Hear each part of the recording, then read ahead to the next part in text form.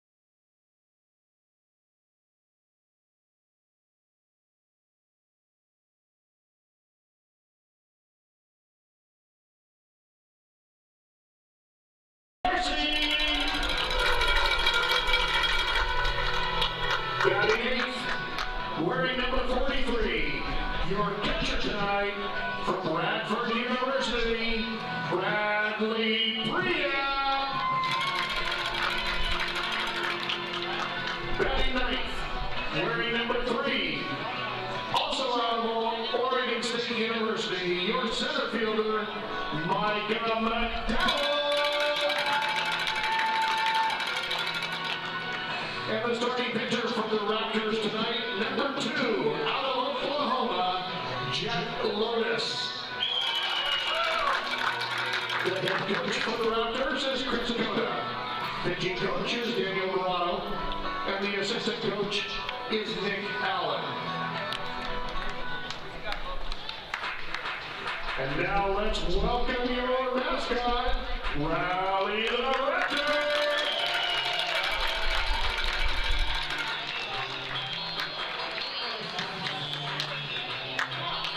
Please welcome our bad boys for tonight's game. Over in the dugout from the visiting Dudes is Nathaniel Wolfa. For the Raptors, in our dugout, is Jacoby Amundsen. At home plate are tonight's umpires as assigned by the Evergreen Umpires Association. At home plate tonight is Joel Thompson. The base umpire is Dave Ratliff. Fans, please be aware that a ball or bat may leave the playing field at any time and could enter the spectator areas. We remind you to pay attention while you enjoy the game.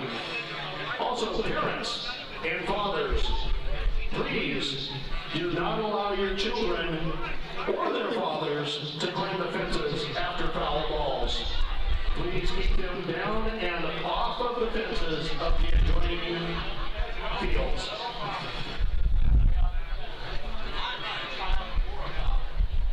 And in our continuing effort to honor our first line workers, ladies and gentlemen, tonight we have a first pitch, a ceremonial first pitch by Lori Meisner, representing Peace Health. Fire it away, Lori.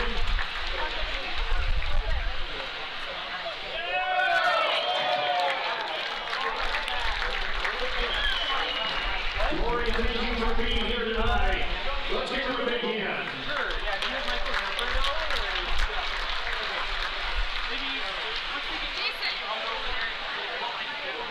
Hey, Jacoby is supposed to be in the home dugout for At basketball. this We've got him time, over in ladies, there. gentlemen, and kids, please rise, remove your hats, and direct your attention to the flag outside the left field fence line as Serena Fector sings our national anthem. Oh, say, can you see by the dawn's early light what so proudly we hailed at the twilight's last gleaming?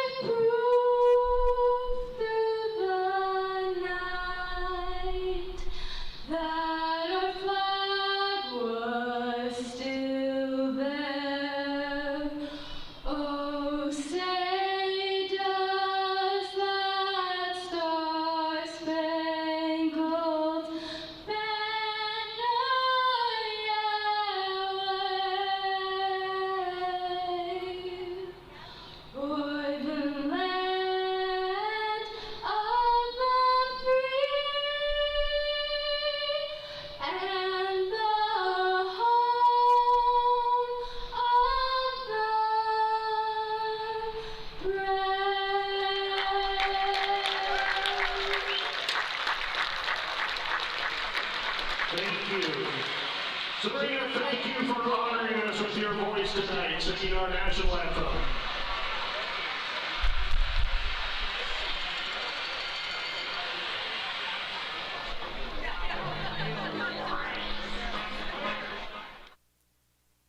This is Ridgefield Raptors baseball. The pregame show starts right now.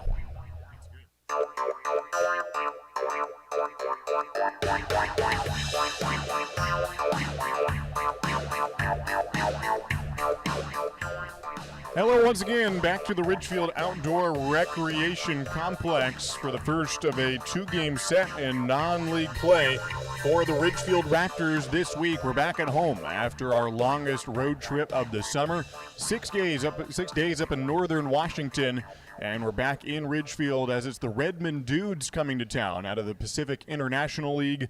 Welcome once again back to Ridgefield. My name's Josh Warden. Happy that you're with us for this Tuesday evening ball game from the Ridgefield Outdoor Recreation Complex, the first game of an 8-game homestand here for the Raptors. The Redmond Dudes come to town out of the PIL. They're from Redmond, Washington, near Seattle.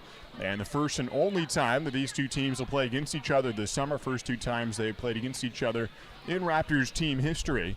And so getting a start of a rivalry here between the West Coast League team of the Ridgefield Raptors and the PIL team of the Redmond Dudes. Both teams wearing red today. Ridgefield in the darker maroon jerseys and Redmond in the lighter red. Get you the starting lineups as announced by Chris Cota, head coach for the Ridgefield Raptors, leading off for Ridgefield. And playing second base today, his second start at the 4 position out of San Jose State University is Reese Hernandez. Batting second, the left fielder making his debut for Ridgefield is Wade Meckler. He's from Oregon State University and just joined the team in time for today's ball game. So Wade Meckler bats second. Batting third, the first baseman, starting at first for the first time this whole summer, Caden Connor out of Cal State Fullerton. The cleanup hitter and designated hitter out of Dixie State University is Will Chambers.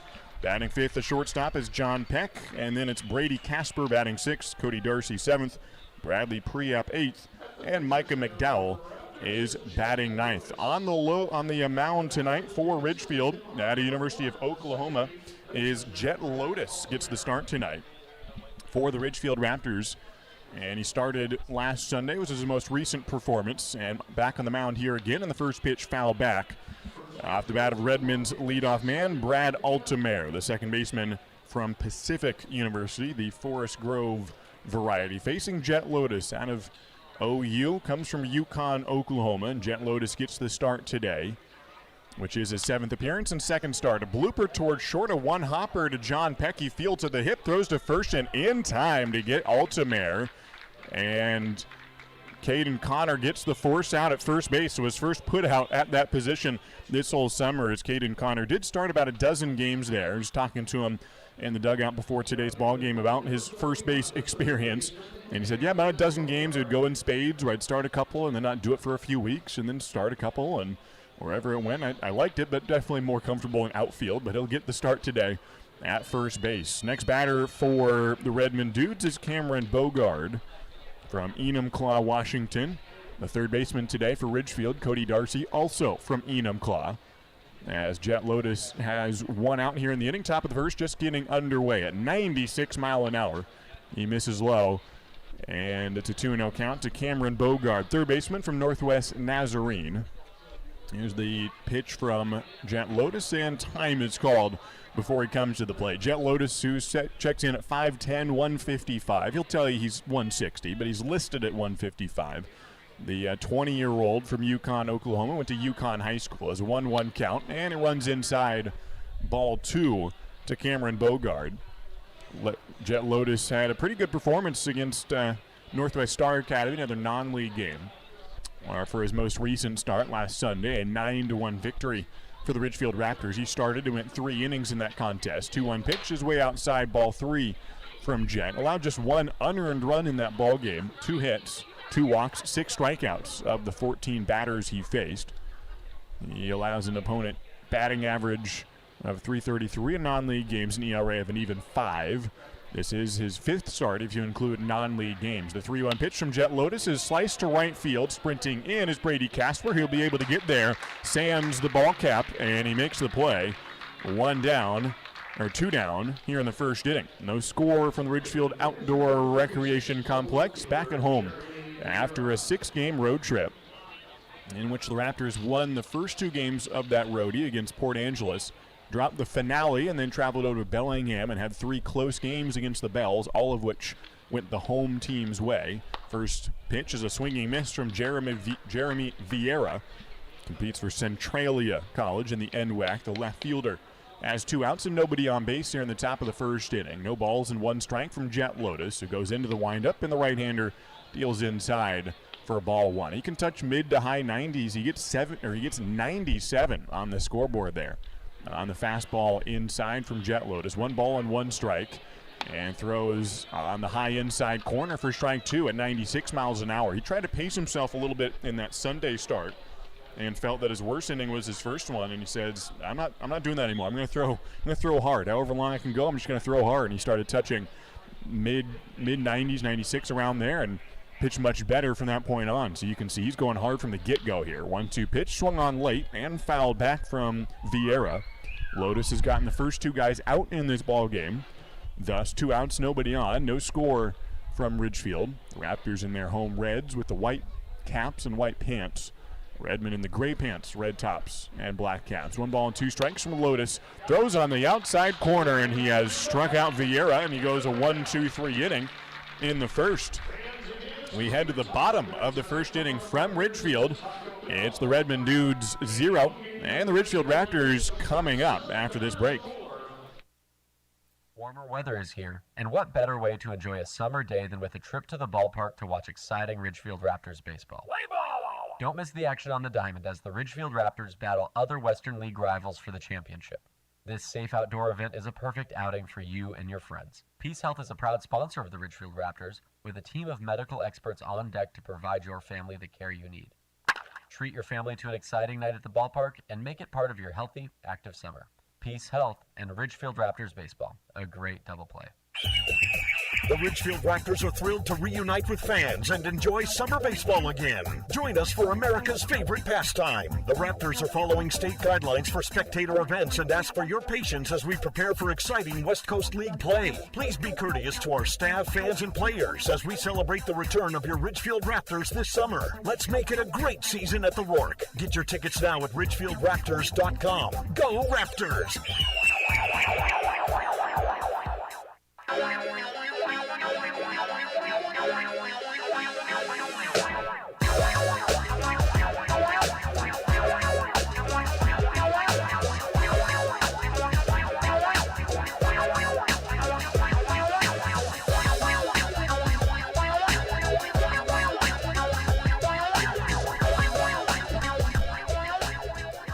Well, the Ridgefield Raptors coming up to the plate for the first time here today against the Redmond Dudes, a non-league matchup. 2 more non-league games to come in this summer season of 2021. That includes tonight. So tomorrow, as the Ridgefield Raptors host the Highline Bears, also out of the Pacific International League. That will be the final non-league game. And then it's 4 straight West Coast League series as we turn on the afterburners and come down the home stretch of the season. Reese Hernandez leads off for the Ridgefield Raptors tonight and takes a ball outside from Joe Schwab, a left-hander out of University of Puget Sound. Reese Hernandez, who's on a 27-game streak of reaching base via a hit or a walk, takes a 1-0 pitch at the belt for strike 1. The leadoff man with no score here in the first inning, and it's a 1-ball, 1-strike count to Reese Hernandez, left-handed batter out of San Jose State University. 27 straight games reaching base. Yesterday, or most recent game, Sunday, went 0 for 2, but he did have 3 walks in that contest. Sees a strike on the outside edge, and it's a 1-2 count to Reese Hernandez, who's hitting .325 on the summer. 1 ball and 2 strikes to Reese, and he swings and hits one on the ground foul over the head of Wade Meckler, who is going to be making his first at-bat here in just a moment. Out of Oregon State University, Wade Meckler getting his first start, first playing time in general for the Raptors today, has an Oregon State batting helmet on. Coming up from Corvallis, 1-2 pitch is in the dirt and bounced to Hernandez for ball 2. 2 balls, 2 strikes, and nobody out here in the bottom of the first inning. No score against the Redmond Dudes, who are playing their 6th game against a West Coast League opponent this summer. They play in the Pacific International League. High and inside, and Hernandez nearly got hit. on the 2-2 pitch. I'm surprised he got out of the way of that one. It looked like he was gunning for the middle of his back, and he somehow spun away from it. And it extends the at-bat to at least one more pitch. 3 balls, 2 strikes, nobody out. Hernandez wiggling the bat, and the 3-2 is fouled back and remains a full count to Reese Hernandez. With no score here in the bottom of the first inning. So the Redmond Dudes, who play in the same league as the Highline Bears, who will come to town tomorrow for the final non-league game. Redmond is 1-4 against WCL teams. Here's the payoff to Reese Hernandez. It's outside, and how about a 28-game streak? He wastes no time in extending that consecutive game streak of reaching base via a hit or a walk. This time it's the latter variety. And a 7-pitch walk to Reese Hernandez. For the first time, coming to the plate in a Ridgefield Raptor uniform is Wade Meckler, the 21-year-old from Yorba Linda, California. Batted .303 for Oregon State this year, one of their primary players. Meckler takes a pitch outside for ball 1, runner on first, and nobody out for Wade Meckler. Played in 49 games for the Beavers this year, a team that did make the regional in June, went to Fort Worth and played well in that regional, nearly came out as the winner. 1-0 pitch, runs outside, ball 2 from Joe Schwab. 2 balls, no strikes to Wade Meckler, who has been at Oregon State since the 2019 spring. Had a big game in that regional last month, had a 2 RBI single that tied the game against TCU on June 6th. 2 balls and no strikes to Meckler, and it's a ball outside, 3-0 the count. As the Beavers came back from the losers bracket, forced a Game 7, and ended up losing in comeback fashion to Dallas Baptist. And now Ridgefield has players from both Oregon State and Dallas Baptist on this squad. 3 balls and no strikes, and it's outside, and Meckler draws a walk on his first at-bat as a Raptor. And so, runners in first and second for Caden Connor from Cal State Fullerton. He's hitting .278 on the year. And Caden is also one of the team leaders in RBIs with 32 of them. As an RBI opportunity here for Ridgefield. Just 2 behind the team lead. If you include non-league games, he's at 34 from Anaheim Hills, California. Caden Connor at the plate. Will Chambers on deck. And the bottom of the first inning. No score, nobody out. Bottom of the first. 2 walks to open up this ball game. So Ridgefield now has 4 Oregon State players on the roster, which is the maximum you can have from any program. And 1 player from DBU. A pitch outside is a called strike on Caden Connor. Joey Martin is the 1 DBU player, though he is committed to Arkansas Little Rock and just spent his last game in a Ridgefield Raptor uniform. Headed to Arkansas. In fact, he might be driving right now over to Little Rock to join his newest program. We wish him well in Arkansas. But he was pitching for DBU this most recent year. 0-1 pitch is outside to Caden Connor. Ball 1. 1-1 the count to Caden, who is getting his 183rd at-bat of the summer. Nobody's had more around the West Coast League. He has runners in first and second here. In the bottom of the first inning, nobody out with no score yet in this contest. Caden wiggling the bat around as Joe Schwab comes set, the lefty from Portland, Oregon. Kicks and deals a fastball hammered to high right field. It'll hook foul, but it had good distance on it. And it gets all the way into the grass near the home run fence. If that had stayed fair, that might have had a shot to go, or near the fence. Caden Connor, who's gotten ever so close to hitting his first home run of the summer on multiple occasions. Here in Ridgefield, a week and a half ago, he hit the very top of the batter's eye and basically straightaway center field. Maybe a foot below home run distance, and had it been a few feet to the left, it would have exited the wall that's, the normal height all the way around. Breaking ball up high, and it's 2-2 the count to Caden Connor. Runners in first and second. Wade Meckler at first. And Reese Hernandez, the runner at second. Outfield shifted a bit towards right field to face Caden Connor, the left-handed hitter playing first base today for the first time this summer. 2 balls, 2 strikes, nobody out from Joe Schwab, pitching out of the stretch here for the Redmond Dudes. Looks over at second. Comes set and throws a breaking ball. Hit well to center field. Sprinting back is Alex Black. He'll get to the warning track, put his foot down, make the catch. The runner from second will turn and go to third. Reese Hernandez in safely. And it is a productive fly out for Caden Connor. And it moves Hernandez into third base. Runners on the corners now for the Raptors with one down. Will Chambers is the batter for his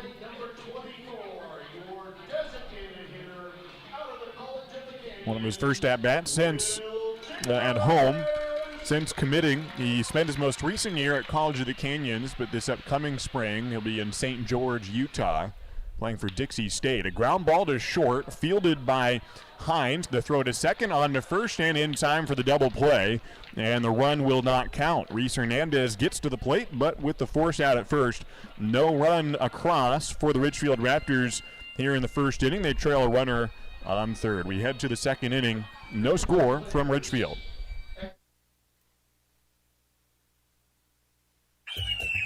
The Ridgefield Raptors are back, where the entire family can watch top-level college baseball players live at the Rourke. Now, kids 12 and under get in free with a paid adult for all Sunday afternoon Raptors games. Enjoy local Southwest Washington baseball with the whole family this summer. Sunday games are at 105 and are presented by Peace Health and the Columbian. Come cheer on your Ridgefield Raptors all season long. Get your tickets now at ridgefieldraptors.com. Go Raptors! At Clark Public Utilities, we know you depend on electricity every day. And even though our offices remain closed, we're available 24 hours a day, 7 days a week, by phone, online, and email. The past year has brought changes to many in our community, with lost jobs or reduced working hours, disrupted childcare, and the challenge of teaching the kids. If you've been financially impacted by the pandemic and can't pay your utility bill, call us or send an email right away. Eligibility for payment assistance has been expanded, so more households may qualify. Through it all, we're always here to provide you with safe and reliable service, and we're ready to help. Clark Public Utilities, ranked highest in customer satisfaction among residential mid-size utilities in the West by J.D. Power, 13 years in a row. For J.D. Power 2020 award information, visit jdpower.com/awards. Clark Public Utilities, we're always here. Baseball is back, and Peace Health is excited to once again sponsor the Ridgefield Raptors as they vie for the West Coast League title. Raptors games make a great family outing. Bring the whole crew to the ballpark to enjoy a safe, fun outdoor event featuring the thrills of Raptors baseball. As the largest health provider in Clark County, Peace Health is ready to step up to the plate and keep your family in the game, whether it's a routine appointment or specialty emergency care. Peace Health and the Ridgefield Raptors, two great teams. This is WSU Vancouver, Southwest Washington's only four-year research university. Whether in person or via distance delivery, WSU Vancouver offers high-quality education and an employer-respected degree. You'll get a small school feel and the kind of place where you know you matter. Here, you'll get personalized education that brings out the best in you and inspires you to achieve your highest goals. Now what are you waiting for? Apply today.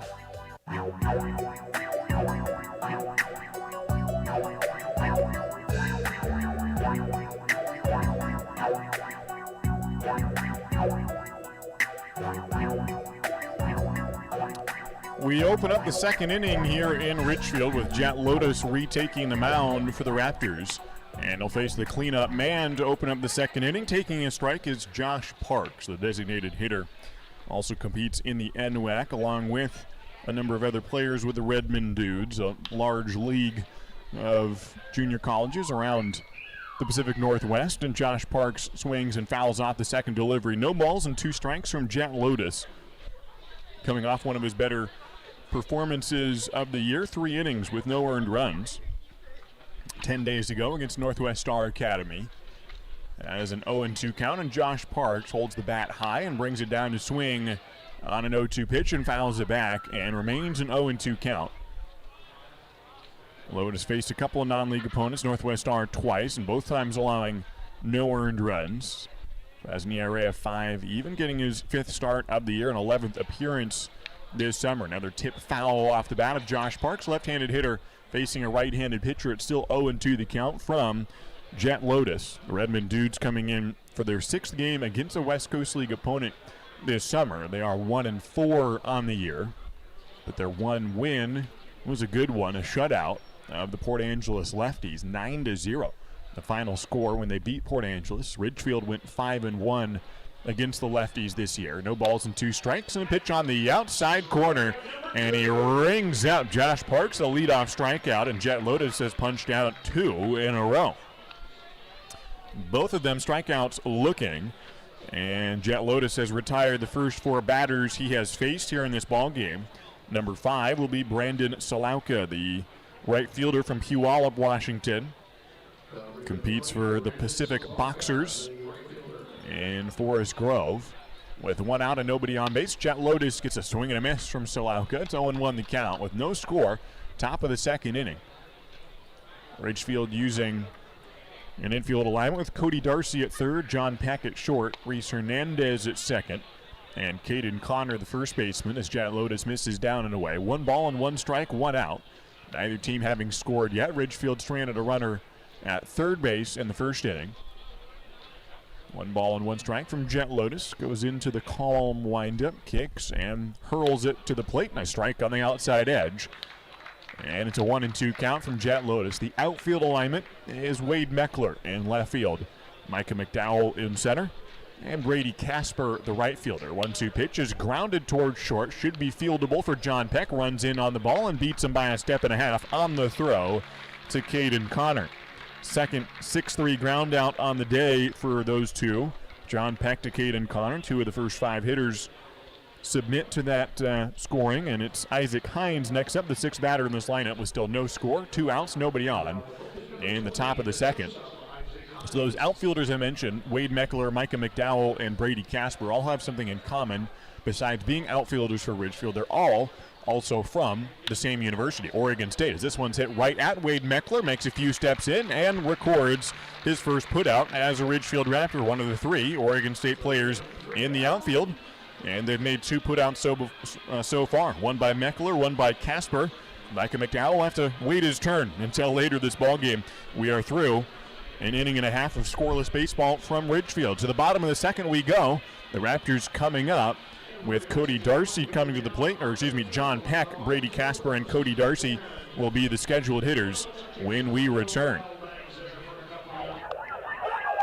Baseball is back, and Peace Health is excited to once again sponsor the Ridgefield Raptors as they vie for the West Coast League title. Raptors games make a great family outing. Bring the whole crew to the ballpark to enjoy a safe, fun outdoor event featuring the thrills of Raptors baseball. As the largest health provider in Clark County, Peace Health is ready to step up to the plate and keep your family in the game, whether it's a routine appointment or specialty emergency care. Peace Health and the Ridgefield Raptors, 2 great teams.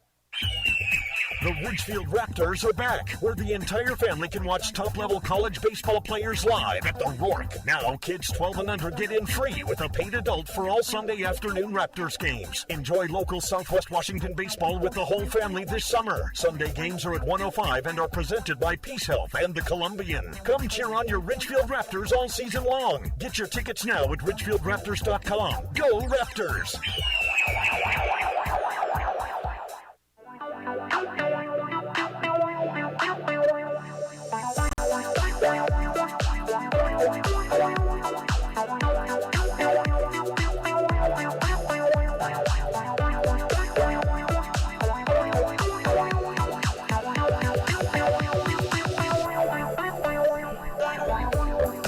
I don't think it gets much better than this. 84 degrees, barely any clouds in the sky, baseball on the field, and it's the Ridgefield Raptors taking on the Redmond Dudes. No score yet. We're in the bottom of the second inning, and John Peck is to the plate. It doesn't get a whole lot better than him. Probably been the, if not the best hitter in this league, he's been one of the best and maybe the newcomer of the year here in the WCL out of Pepperdine University. Takes a pitch high and away from Joshua. 1 ball and no strikes to John Peck, who's hitting .327 on year, 3rd in the league in hits. And with 11 doubles, 3 home runs, 32 RBIs for the shortstop. Takes outside for ball 2. 2-0 the count to the 19-year-old. Here in the bottom of the second inning with no score. And how about the youngsters in this league? John Peck is 3rd with 51 hits, and the guys in front of him also youngsters as he hits a 4-hopper to the third baseman. Cameron Bogard throws across, and it's 1-hopped by the first baseman, Tyler Durbin, who snags it for the out. And it is a leadoff ground out by John Peck, and 1 down here in the second inning. Kobe Morales, who is the only player on this team ahead of John Peck in hits, is a rising sophomore at Cypress College, and Travis Bazana, who leads this league in hits, one ahead of Kobe Morales, is an incoming freshman at Oregon State. Speaking of Oregon State, it's Brady Casper to the plate. Out of OSU, the right fielder today, with one out and nobody on base, takes a pitch belly button high for ball one. With no score yet in this ball game, we're in the bottom of the second inning. Brady from Capistrano Valley High School, the 19-year-old, has a 1-0 count and make it 2 balls and no strikes as Joe Schwab misses down and away. 1 out, no score. Bottom of the second inning. Joe Schwab out of Portland, Oregon, attended Jesuit High School. The 2-0 pitch is framed, not quite brought into the zone by Frankie Tonina, the catcher for the Redmond Dudes. Joe Schwab, the pitcher for the Dudes, left-hander out of Jesuit, attends University of Puget Sound. There's a fastball on the outside edge. It's 3 balls and 1 strike to Brady Casper. Schwab was the pitcher in that Port Angeles game I mentioned last inning when the Redmond Dudes got a 9-0 win over Port Angeles. It was Joe Schwab starting that game. 3-1 pitch is hit high to right field. Brandon Salauka is holding in his position. The right fielder looks up. He has it in his sights and makes the catch, barely having to move for that fly ball into decent depth in right field. It goes down as a fly out. And there are 2 outs here in the second inning. No score yet for either team. And with 2 outs and nobody on base, Cody Darcy is next up out of Xavier University. Signed to Nichols State after having graduated, or maybe just a week shy. He's finishing his final summer class and will have his bachelor's degree. With 2 outs, Cody Darcy takes high for ball one. Bottom of the second inning, a scoreless tie in this ball game with the Redmond Dudes coming out of Redmond, Washington. They play in the Pacific International League against the Ridgefield Raptors. The 1-0 pitch to Cody. Thinks about turning on it, but it hits the inside corner before he pulls the trigger. It's a 1-ball, 1-strike count to Cody Darcy. He's from Ravensdale, Washington. Grew up there in Enumclaw in that area. 250 batting average on the year as he takes outside for ball 2. Ridgefield holding Redmond scoreless in the first 2 innings as Jet Lotus has retired all 6 he's faced. Ridgefield stranded a runner at third last inning. 2-1 pitch is swung on and grounded towards third. Fielded by Cameron Bogart, and the throw across gets him by a step and a half. And the second inning is over. We have still not scored any runs for either team. And we head to the third inning from Ridgefield as Jet Lotus will come back to the mound for the Raptors in the third inning. Stay with us on the Raptors live stream. Dick Hanna Dealerships is proud to welcome everyone back to support our Ridgefield Raptors. Just in time for warm summer nights with family and friends, lounging on the lawn, or eating dogs in the stands. Feels good to be back. In business for over 70 years, Dick Hanna Dealerships is a local, family-owned business with locations in Vancouver, Kelso, and Portland. Choose from thousands of cars and 12 new car brands. Experience nice in the car business. Dick Hanna Dealerships. Believe in nice. Now play ball. Oh, I love family road trips. Wind in my ears, treats in my mouth, and peace of mind knowing Les Schwab did our tires, brakes, and alignment. Like Les Schwab, my family's safety is my first priority. Well, that and squeaky toys. Les Schwab Tires, proud to be ranked #1 in overall customer satisfaction for aftermarket tire replacement by J.D. Power 2 years in a row. For J.D. Power 2021 award information, visit jdpower.com/awards.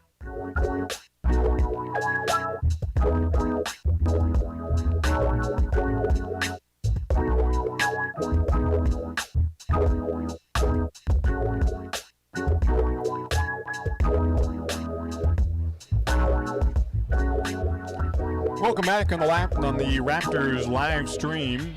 A scoreless ball game from the Ridgefield Outdoor Recreation Complex. The Raptors and the Redmond Dudes continuing here into the third inning. No scores. Jet Lotus retakes the mound for the Raptors. Been a fun day of baseball around the Evergreen State. Fun week. How about the Seattle Mariners? That win last night. Down 7-0 to their fellow AL West team and the Houston Astros, who lead the division. And Seattle came back from a 7-0 deficit with the grand slam. Ended up winning 11-8 in that ball game last night. And they retake that field up at T-Mobile Park against Houston in 9 minutes from now. Pitch inside for ball one from Jet Lotus. There was a fastball grounder right over his glove into center field. And it's a base hit. First hit of the ball game for either team. And getting into first base is Frankie Tonina, the catcher out of Stevens Institute of Technology, and he's on board with a leadoff base hit. Tyler Durbin is next up out of Azusa Pacific. Right-handed batter against right-handed pitcher. Infield into double play depth for the Raptors. No score, top of the third inning. So the Seattle Mariners getting the victory. There's one game behind the A's for that wild card spot. First pitch is ripped through the hole into left field, and Tyler Durbin has a base hit. So 2 pitches, 2 singles. And now the Redmond Dudes are threatening for the first time. Runners in first and second base with nobody out here in the third inning. Trying to break a scoreless tie against the Ridgefield Raptors in this non-league contest. We'll retake West Coast League games underway starting Friday when the Walla Walla Sweets are in town. We've got another non-league game tomorrow against the Highline Bears at 6:35. A bunt attempt down the first baseline, and it spins in fair territory, but it is called foul by Joel Thompson. It must have clipped the foot of the batter Alex Black, who tried to bunt. It bounced awkwardly and stayed in fair territory, but must have made contact with the Wenatchee Valley College outfielder. And the runners will return to first and second base with nobody out in the top of the third inning. Jet Lotus from the stretch facing Alex Black, the center fielder out of South Whidbey High School, onto Wenatchee Valley College, and takes a pitch inside for ball 1. So Seattle now just 1 game back of the Oakland A's, 6 games back of the Astros for the AL West lead. And a trade being made by the Seattle Mariners and the Houston Astros today, 2 teams that are in the same division and playing against each other right now, as the Mariners sent over Kendall Graveman and Rafael Montero, both of them relievers to Houston, getting back an infielder in Abraham Toro and a reliever in Joe Smith. So those 4 players travel across their team lines, but to the teams that they were playing against. So just swap clubhouses and stay in town in Seattle. And then Graveman and Montero will travel down to Houston with their team after the series, whereas Toro and Joe Smith can stay in Seattle as that's their new home now. 2-1 pitch is fouled away, and in strike 2 on the third hitter of this inning, Alex Black. Runners in first and second. Neither team has scored yet. We're in the third inning. There's another fun trade deadline story. I was driving into the ballpark today and listening to a conversation with Jim Bowden, who used to be the general manager for the Cincinnati Reds. And there's a Reds fan. I saw a guy in a Reds uniform here today at the ballpark. 2 balls, 2 strikes. Jet Lotus throws, and a foul ball off the bat of Alex Black. Still a 2-2 count with runners in first and second. The Raptors leading, or the no score with the Raptors in the field right now in the top of the third. That Reds fan, talked to him for a bit. Chase Baines is his name. He's from Battleground. He's a big Xavier fan. Cody Darcy, who just spent his last 3 years of college ball at Xavier. A little connection there. 2-2 pitches outside for ball 3. So speaking of the Reds, Jim Bowden used to be the GM for Cincinnati and was talking just about the trade deadline this year and recounting some of his trade deadline stories from years past, back when he was the GM in Cincinnati, as it's relevant now with the trade deadline coming up this Friday. 3 balls and 2 strikes from Jet Lotus. Throws a bit inside, catches the corner, and he strikes out Alex Black. Just barely painted the black. And it is the first out of this inning with a strikeout looking. Jet Lotus has 3 punch-outs now on the day. 1 down in the third inning. Runners remain on first and second. We're back to the top of the order, and Brad Altamare is the batter out of Pacific University. So they have the go-ahead run in scoring position in the third inning, but 1 out now. Infield remaining in double play depth could end the inning with such a play. And the first pitch to Altamare is swung on and missed. And an 0-1 count. So Jim Bowden talking about trade deadline stories from years past and recounted a deal he was trying to make back in 1995. Knew he needed starting pitching if he was going to make it far into the postseason with Cincinnati. And he had tabbed 3 players in particular that he thought would complement his pitching staff and was going to get one of them done, he thought. Talked to the owner, Marg Schott, with the Cincinnati Reds, and he said, okay, I got 3 players, I got 3 starting pitchers. I'm going to go after one of them. And I think David Cohn's our guy, but he has the biggest contract. Here's the 0-1 pitch from Jet Lotus. It's swung on and missed, and it's an 0-2 count with 1 out. And runners in first and second with no score in the third inning. He said, David Cohn's the guy I want, but he's got a contract of $5 million, so I know you won't talk to me for the next year if I trade for him. Then there's Jim Abbott. He's pretty good. And there's David Wells.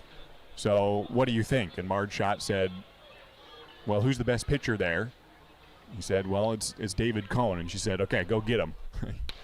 Pitch high from Jet Lotus, and it's 1 ball and 2 strike. The other problem was Jim Abbott, if you remember him, or if you don't, go and watch some highlights. Tremendous pitcher, only one hand. So if you go into the NL, not going to be easy to bat with one hand, so he was kind of not really an option. So it was between David Wells and David Cohn back in that 95 trade. The 1-2 pitch to Altamare is on the outside edge, and Jet Lotus has struck out 2 in a row. There's 2 outs in the inning with runners in first and second. It's Cameron Bogard, the batter. So Marge Schott told him, okay, go get David Cohn. I don't care how much it costs. And he said, all right, goes down the hall and calls up the Yankees. And George Steinbrenner had just made a deal to send David Cohn to the Toronto Blue Jays, so it didn't work out. They ended up trading for David Wells, went to the postseason, and ended up winning their first matchup against the Dodgers. Swept the Dodgers in 95 and made it to the league championship series. Ended up losing to the eventual World Series champs, the Atlanta Braves, back in 1995. 1 ball and no strikes after Jet Lotus misses on the first pitch to Brad Altamare. Runners in first and second with 2 down here in the top of the 3rd inning. 2 singles to start out this frame, but 2 strikeouts to follow as Jet Lotus throws an off-speed pitch inside. 2-0 the count from Jet.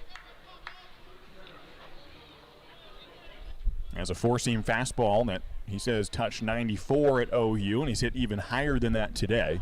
He has a slider and a changeup that'll throw, but the fastball most often. 2 balls and no strikes from Lotus. Goes back to the off-speed and misses low. And it's a 3-0 count from Jet Lotus, who has not walked a player today. But if he does throw 1 more ball to Cameron Bogard, he will load the bases with 2 down and no score here in the 3rd inning.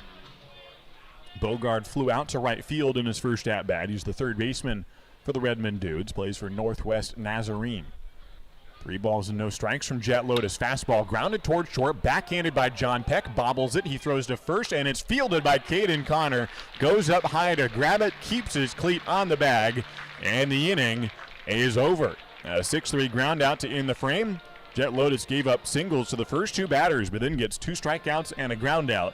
And he is through 3 scoreless innings. We're on to the bottom of the 3rd with neither team having scored yet from Ridgefield. Stay with us on the Raptors live stream.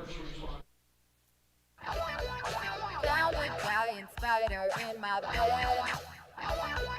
Stepped outside and a hornet stung my head. Got Instagram I see, and I am starting to think.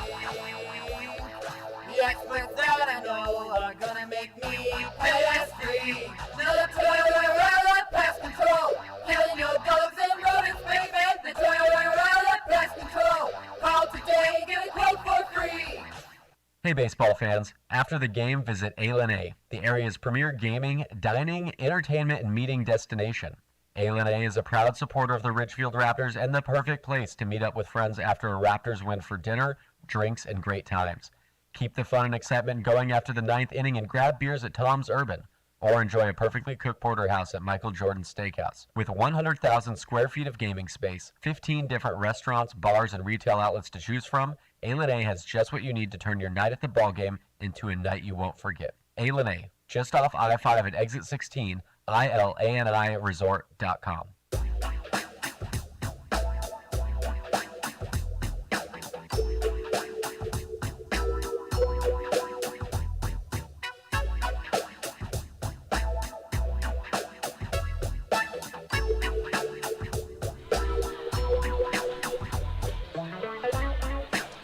Bottom of the 3rd inning here in Ridgefield for a pleasant evening of baseball here in Southwest Washington and Clark County, where we have played 3/4 of the season.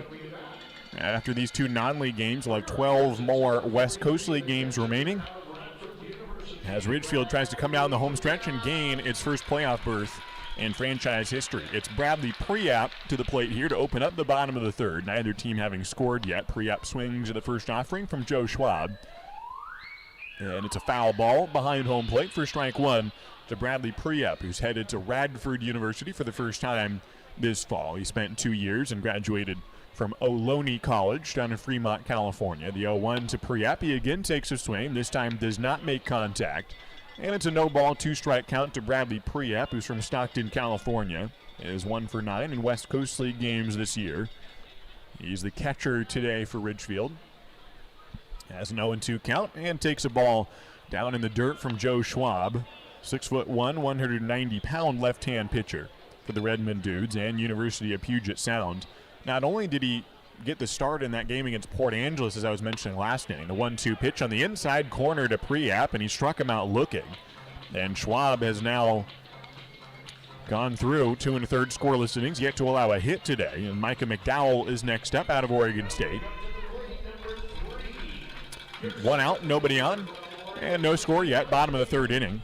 So Joe Schwab got the start. Redmond has beaten a West Coast League opponent 1 time so far this year. They're 1-4 when playing cross-league games against the WCL. McDowell takes inside for ball 1.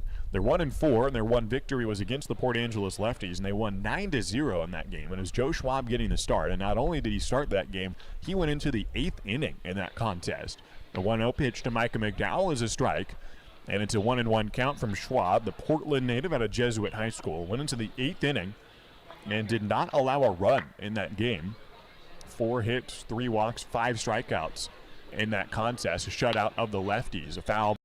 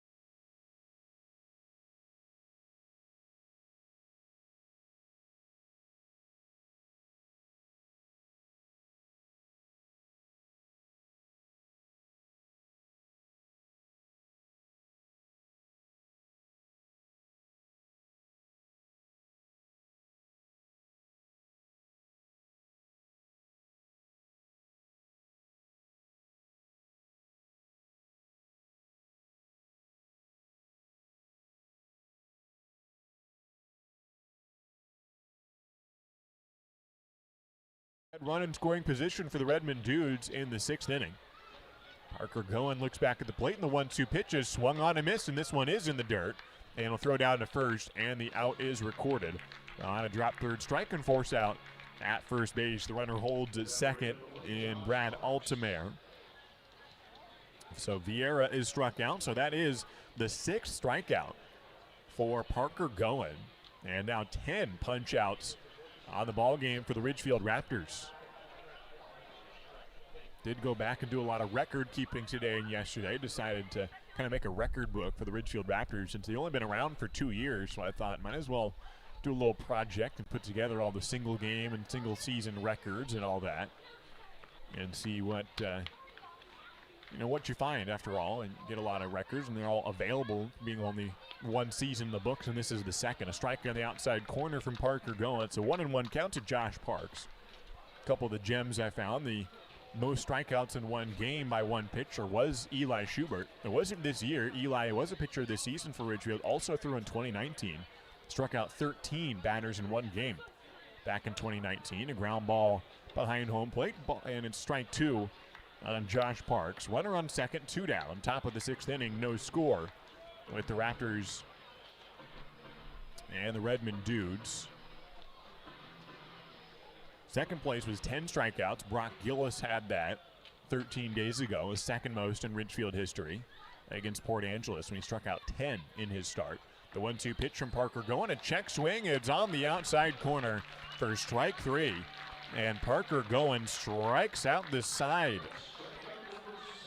That is the 7th for Parker Goen and the 11th strikeout on the game for Ridgefield. The single game for a team in terms of strikeouts is 18. That was earlier this year against Bellingham when Brock Gillis, Jacob Acosta, Andrew Trotman, and Ryan Pitts combined for 18 strikeouts. We are merely up to 11 here in this ball game, but only through 6 innings, so they are just about on pace for that. But they would need 7 more, so not quite on pace, but hey, pretty good. And striking out the side will get you up there in a hurry if they keep on doing that. We're on to the bottom of the 6th inning, no score yet from Ridgefield. At Clark Public Utilities, we know you depend on electricity every day. And even though our offices remain closed, we're available 24 hours a day, 7 days a week, by phone, online, and email. The past year has brought changes to many in our community. Lost jobs or reduced working hours, disrupted childcare, and the challenge of teaching the kids. If you've been financially impacted by the pandemic and can't pay your utility bill, call us or send an email right away. Eligibility for payment assistance has been expanded, so more households may qualify. Through it all, we're always here to provide you with safe and reliable service, and we're ready to help. Clark Public Utilities, ranked highest in customer satisfaction among residential mid-size utilities in the West by J.D. Power, 13 years in a row. For J.D. Power 2020 award information, visit jdpower.com/awards. Clark Public Utilities, we're always here.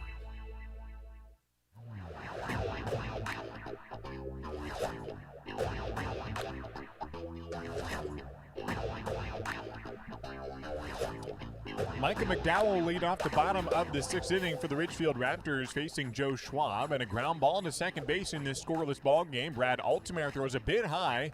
It is hauled down by Tyler Durbin, and a first pitch ground out of Micah McDowell.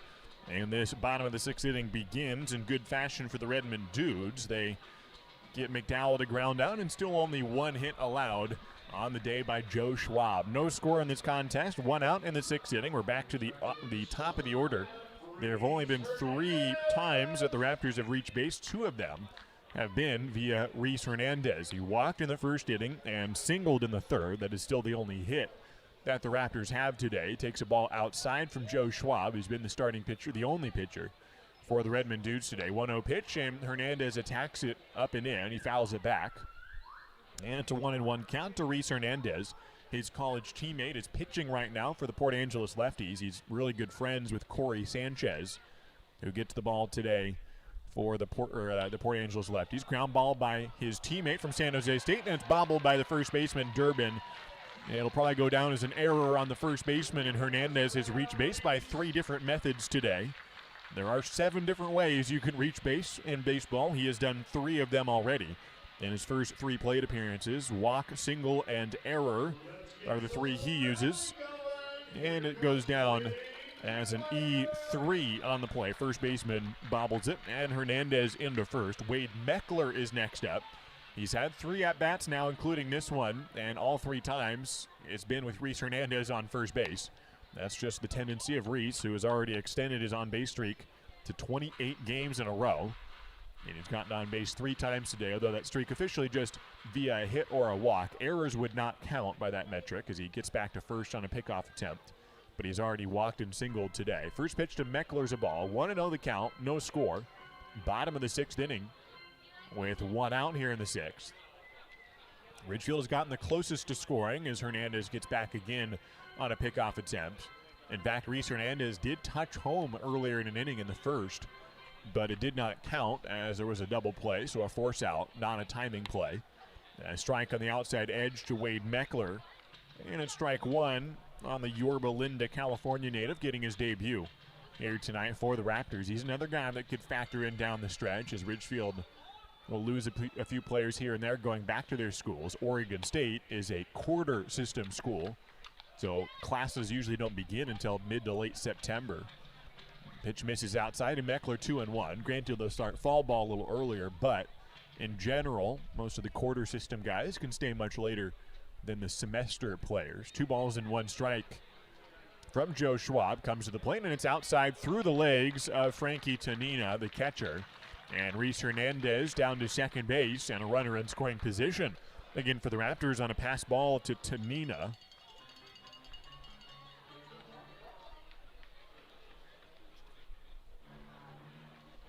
And actually it's ruled a wild pitch. Either way, gets Hernandez into second. And we have a mound visit now for Joe Schwab. He's gone 5 really strong innings, just 1 hit, no walks. He walked the very first 2 batters, so 2 walks, but then has not walked anyone since then, and given up just 1 single and no hits. Got a double play with runners on first and third in the first inning that ended the frame, and then has since then allowed just 1 base runner on a single. Reese Hernandez did reach on an error, and he's on second base with 1 out. It's a 3-1 count to Wade Meckler, who had that other walk and then a fly out to right field. So 1 down, a scoreless tie. Bottom of the 6th inning, 3 balls and 1 strike. That score between the Portland Pickles and the Port Angeles Lefties is now 7-2. The Pickles have jumped out in front after trailing 2-0, but the Pickles leading that game at home against Port Angeles. So if they hold on to that lead, they'll jump a full game ahead of Ridgefield in the overall standings. 3 balls and 1 strike from Joe Schwab. The lefty deals a fastball over the plate for strike 2. A full count now to Wade Meckler, left-handed hitter and left fielder today for the Ridgefield Raptors. Played all over the outfield for Oregon State this year, playing in 49 games for the Beavers. Full count to Wade Meckler with no score and 1 out. Go-ahead run in scoring position. Way outside, and Wade Meckler has walked twice today. And it'll bring up Caden Connor with runners on first and second. Caden had that same scenario, runners in first and second in the first inning. He flew out to center field. In fact, he has twice flown out to Alex Black, the center fielder. He has 1 out in the inning this time with, again, Reese Hernandez, the runner at second, and Wade Meckler, the base runner from first. Infield into double play territory. With 1 down, bottom of the 6th inning. And the Ridgefield Raptors scoreless in this ball game. Same for the Redmond Dudes. Reese Hernandez hoping to be the first player for either team to score today. He's at second base with 1 down in the 6th. Caden Connor with the bat over his shoulder, left-handed hitter against left-handed pitcher. Schwab to the plate. It's low and outside for ball 1 to Caden Connor. Mentioned all the records that I was going back through and putting together a record book for Ridgefield Raptors history. Caden Connor is scattered across the record book, both for single game records and single season. He has had quite the year offensively, especially in terms of doubles and RBIs. 1-0 pitch is high and tight for ball 2. He's already the single season record holder in doubles with 16 of them. That breaks the record by 4. There were 3 different players back in 2019 who had a dozen doubles. Caden Connor with 16 of them. Probably won't break the RBI record. It's hard with those records because this season is shorter. They had played 54 games back in 2019, which they normally do. This year shortened a little bit to 48. So the records are harder to break, but the averages, obviously, on base percentage, batting average, slugging percentage, all of those could be broken. As Will Chambers could break the slugging and on-base percentage, Kobe Morales is on pace to break the batting average total. 2 balls and no strikes from Joe Schwab with runners in first and second and 1 down. Caden Connor ready, and he swings and hits one high in the air on the right side. It'll probably land in foul territory. Will it get out of play, however, is the question, and it does. Get outside the right field fence into the berm on the right side in the grass, and Caden Connor would have had ball 3, went after it though. He likes the pitch high and inside and popped it up foul. 2 balls and 1 strike to Caden. With 1 down and runners both on first base and second. A scoreless ball game in the 6th inning. About an hour prior to sunset. The right fielder having some tough time with the sun. If Caden Connor would put one out there, might be tough for Salauka. The 2-1 pitch is hit to center field, tailing away from Alex Black. This one's got some distance all the way to the warning track, and the catch is made right in front of the wall by Alex Black, who has thrice caught fly balls off the bat of Caden Connor. That one was the best hit of the 3, and it nearly got to the wall. In fact, if Black hadn't made the catch, it might have hit the base of the wall, or at least close to it. That is the 2nd out of the inning. Runners remain on first and second. Hernandez got about halfway to third base and had to come back to second on the catch. Will Chambers is the last gasp here in the 6th inning with 2 down. He needs to get on base here. A single could score a run. Chambers at the plate takes a strike on the inside edge. 0-1 the count to Will. He's got 26 RBIs on the summer, one of the best in the league. .313 batting average. Is on pace to break the single season record in slugging percentage. Swings and misses the pitch a bit high, and he went after it. It's an 0-2 count to Will Chambers out of Val Verde, California. With 2 down, facing Joe Schwab, who's trying to go and complete a 6th scoreless inning. No score for either team. 2 down. The 0-2 pitch to Will Chambers is outside for ball 1. Will has twice grounded out to the shortstop. Isaac Hines, the shortstop, moving back into the hole. His cleats are in the outfield grass here at the Rourke. 1 ball and 2 strikes to Will Chambers. With 2 outs, Joe Schwab readies, and it's called no pitch. As time was called, right as Joe Schwab was starting to go into his delivery in front of the 913 fans in attendance tonight. Good crowd here for this first and only game of the summer with the Redmond Dudes. Runners in first and second, hoping to see the first score of the game for either team if Will Chambers can deliver. Bottom of the 6th inning. Here's the pitch, a slider that catches the outside corner. It bends in and just came over the plate. Will Chambers did not agree with it. It may have been outside, but it's called strike 3, and the inning is over. Ridgefield gets runners in first and second, but does strand 2. The Raptors have stranded 4 today, and neither team has scored. No hits on the inning, and 2 left on. And we head to the top of the 7th inning. It is Parker going to continue pitching, go for his 4th inning here at the Rourke. See how he does on the other side of this break. Warmer weather is here, and what better way to enjoy a summer day than with a trip to the ballpark to watch exciting Ridgefield Raptors baseball. Don't miss the action on the diamond as the Ridgefield Raptors battle other Western League rivals for the championship.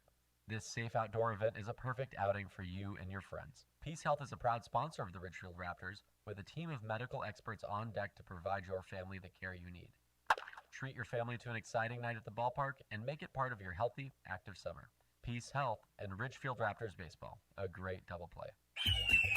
The Ridgefield Raptors are thrilled to reunite with fans and enjoy summer baseball again. Join us for America's favorite pastime. The Raptors are following state guidelines for spectator events and ask for your patience as we prepare for exciting West Coast League play. Please be courteous to our staff, fans, and players as we celebrate the return of your Ridgefield Raptors this summer. Let's make it a great season at the Rourke. Get your tickets now at ridgefieldraptors.com. Go Raptors!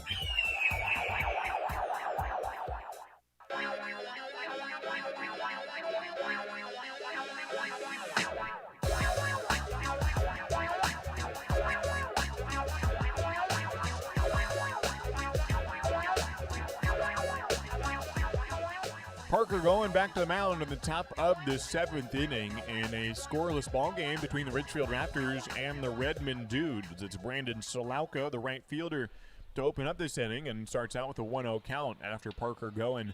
This is down and away, and then a check swing on the 1-0 and no swing, as ruled by Dave Ratcliffe, the field umpire. Joel Thompson is behind the plate calling balls and strikes, and it is 2 balls and no strikes from Parker going to open up the 7th inning in a scoreless ball game. At Pierce College, Parker Goen, the pitcher, throws a slider outside for ball 3. 3-0 the count. He has pitched well so far, going 3 innings in relief.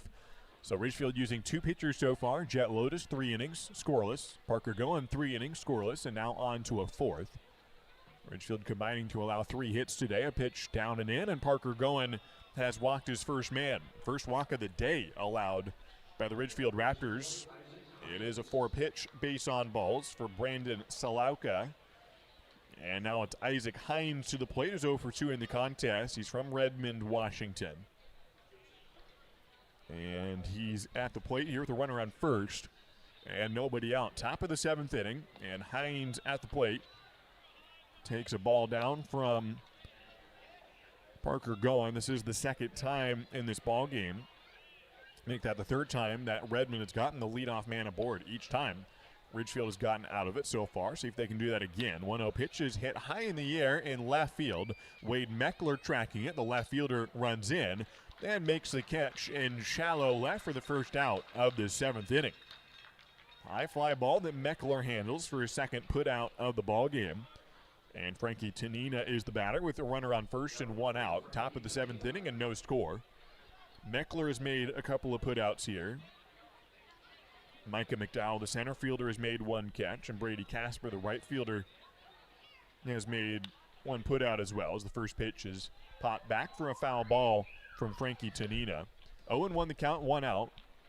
All 3 of those outfielders from Oregon State, which was purposeful, non-league game, and able to platoon 3 college teammates all in the outfield.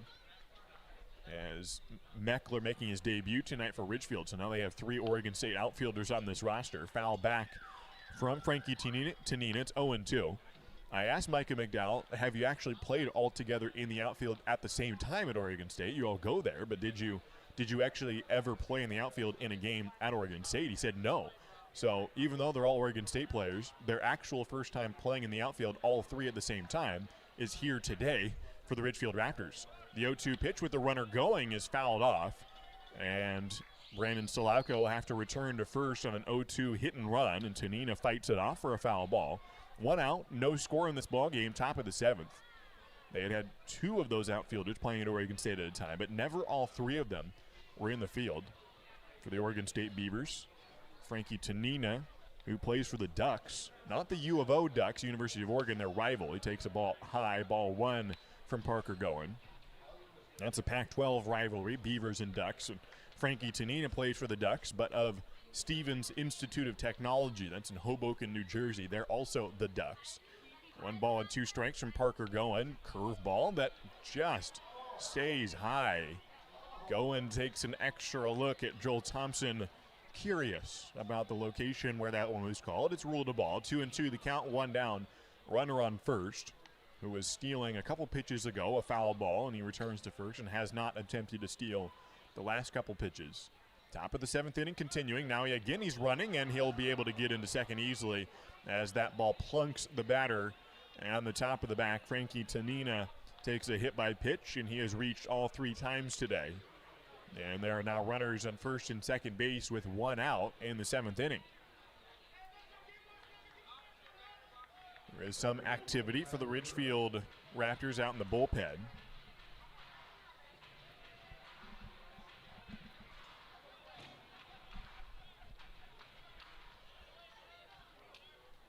Hard to see who's out in the bullpen. He's wearing a jacket. It might be Ben Lake. It's kind of hard to tell. Either way, it's Parker Golan still on the mound. Gets a swing and a miss from Tyler Durbin. And it's an 0-1 count with one down. Runners in first and second in the top of the 7th inning. With Parker Golan trying to get another scoreless inning here. This is his 4th inning in relief. 0-1 pitch is in there for strike 2. And after hitting the last batter on a 2-strike pitch, he's now ahead 0-2 to Tyler Durbin. From Woodway, Washington, Durbin is singled and flied out to center today. Got runners in first and second with one out in a scoreless ball game here in the 7th inning. And now time is called as Durbin steps out. No balls and 2 strikes. Outfield shifted away from each other. The right fielder Casper playing in more normal right field, but his fellow Oregon State teammate shifted more to left field. It's a big hole in right center. And the fastball high and tight is ball 1 from Parker Golan. 1-2 the count. Runners on first and second base, 1 out.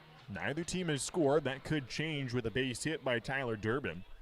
Or Parker Golan could get out of it with a ground ball up the middle. Ridgefield in double play depth with John Peck and Reese Hernandez, the double play combo. Ground ball through the left side for a base hit. They are going to wave around the runner from second. Wade Meckler throws home. It beats him by a mile. The tag applied by Bradley Priat, and Wade Meckler threw a bullet from left field that beat him by 2 miles. Make it 3 miles. It was there way in time. Wade Meckler throws a strike, and it's the second out of the inning. His first outfield assist as a Ridgefield Raptor, making his debut tonight. And it has been a quite nice debut for Wade Meckler. Throws out the potential first run of the ball game at the plate. Brandon Salauka is the one tagged out at home. A 7-2 throw out. 2 down now in the inning, and a foul back by by Alex Black. Goes down as a single for Tyler Durbin. He ends up at first. Frankie Tanina held at second. So it's still runners in first and second now with 2 outs. And Alex Black is the batter who has struck out twice today. No balls and 1 strike to Alex Black, the center fielder, with 2 down. Fastball, and he slices it foul on the right side. He's made contact a lot. He's not swinging and missing. In fact, a lot of the foul balls he's had are straight back, so he's timing them well, but he has ultimately ended up with 2 punch-outs on the day. This is his 3rd at bat of the evening. Shadows lengthening over the infield, which is now mostly shrouded by the shadows. Outfield mostly in the sun here at the Rourke. No balls and 2 strikes from Parker Golan. Fastball swung on and missed, and a hat trick of Alex Black. The inning is over. After a single with a runner in scoring position, Redmond nearly scored the first run of the ball game, but Wade Meckler said, "I don't think so." And Parker Golan strikes out the next batter to strand 2 runners. We are through 6.5 innings, and it's time to stretch from Ridgefield. No score yet in this ball game. Bottom of the 7th inning coming up.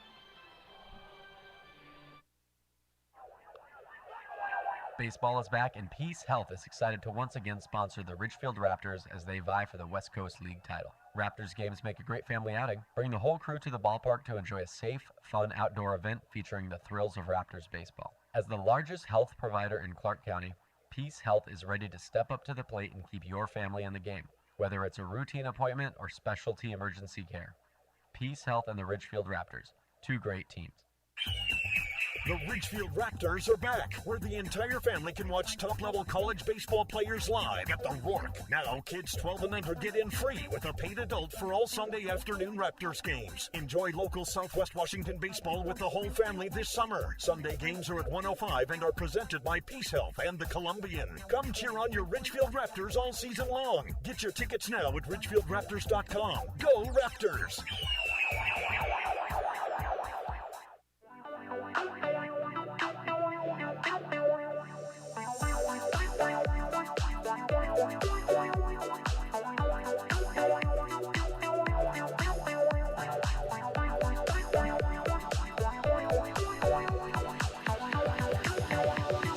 We are on to the bottom of the 7th inning here at the Rourke. Beautiful day for baseball with temperatures mostly in the 80s today. in southwest Washington. It's still 84 degrees right now in Ridgefield. A high of 90 tomorrow. We'll play at 6:35 tomorrow evening against the Highline Bears, another team out of the Pacific International League. John Peck, who could hit well in just about any league, is at the plate here to open up the bottom of the 7th with neither team having scored yet. It'll be John Peck, Brady Casper, and Cody Darcy, the scheduled hitters, to try to change that. John Peck takes a ball from Joe Schwab, has been the starting pitcher, only pitcher for the Redmond Dudes today. He's gone 6 scoreless in this contest against Ridgefield. 1-0 pitch is hit foul off the bat of John Peck. Joe Schwab started against Port Angeles, went 7 1/3 innings scoreless against the lefties. A game in which Redmond scored early and somewhat often, winning 9-0 against Port Angeles earlier this month. A scoreless ball game here with the Raptors. 1-1 offering is outside. 2-1 the count to John Peck in a scoreless ball game, bottom of the 7th. Port Angeles is playing tonight against the Portland Pickles and could help Ridgefield out if they beat the Portland Pickles. They are not being helpful at the moment. It's an 8-2 lead for Portland, who stands in the playoff spot, a half game ahead of Ridgefield. The Raptors need to make up a little bit of ground and nab their first playoff berth if they want to make the postseason for the first time in franchise history, as John Peck slices one foul. And it's a 2-ball, 2-strike count to John Peck from Pepperdine, the shortstop. With nobody out and nobody on in the 7th inning, Schwab throws a fastball. It's a high chopper to the left side. It's the shortstop taking control, and he throws to first in time from Isaac Hines. And John Peck is put out at first base. The third baseman came across, and Bogard nearly grabbed it, but he gave way to Hines, and the shortstop made the play and beat him out by 1/10 of a step. And it's 1 out here in the 7th inning. Brady Casper is the next batter. A psych major at Oregon State University. He is next up with 1 out and nobody on the base paths right now for the Raptors. Left-handed batter against left-handed pitcher. Joe Schwab comes set, having now gone 6 1/3, scoreless. With 1 down, throws an 82-mile-an-hour offering high for ball 1 to Brady Casper, who has gone 0 for 2 so far. Played in 8 games for Oregon State this spring. The 1-0 pitch tails outside, dropping down to 76 miles an hour, and ball 2 to Brady Casper. The Bend Elks leading Wenatchee 5-1. The Corvallis Knights ahead of Walla Walla 4-2. 2-0 pitch is hit high but not deep to center field. Alex Black running in, and the center fielder makes the grab on a jam shot from Brady Casper, and that's out number 2 here in the 7th inning. Cody Darcy is next up for Ridgefield, coming in at 26-18 on the year overall. That includes West Coast League games and non-league games. 26-18. In non-league specifically, Ridgefield is 6-2. They have 10 games scheduled, so 2 more remaining. That's tonight and tomorrow. Another 6:35 home game tomorrow evening against Highline. 2 outs, and Cody Darcy takes inside for ball 1. Cody has grounded out once to third base, once to the second baseman. He has nobody on base and 2 down in the 7th inning. No score yet in this contest. 1-0 pitch. He gets under it and pops it away from home plate for a foul ball. Cody Darcy, who has 7 doubles on the year, 13 runs batted in. Following him will be Bradley Priap, who's in the on-deck circle. Infield with a big hole up the middle to Darcy, who swings late and fouls it back. It's a 1-ball, 2-strike count now to Cody, with 2 down in the bottom of the 7th inning. I think it'll be a new pitcher for Ridgefield coming in. Parker Goen has thrown 4 scoreless innings in relief. And we'll see who comes out. Carson Walters is warming up. 1-2 pitch is outside to Cody Darcy. 2 balls and 2 strikes. Walters is a left-hander. I saw a right-hander throwing earlier. So whoever comes out, it'll be a new guy for the Raptors, one can presume, next inning. Into the 8th. The 2-2 pitch to Cody Darcy attacks it a bit late and does not get it from Joe Schwab, who has completed 7 scoreless innings for the Redmond Dudes. Neither team has scored yet in this contest. Joe Schwab has struck out 6 in this ball game, but good work by the Ridgefield pitchers as well to keep this one knotted up at no runs. We'll see if Parker Goen comes back out for another inning.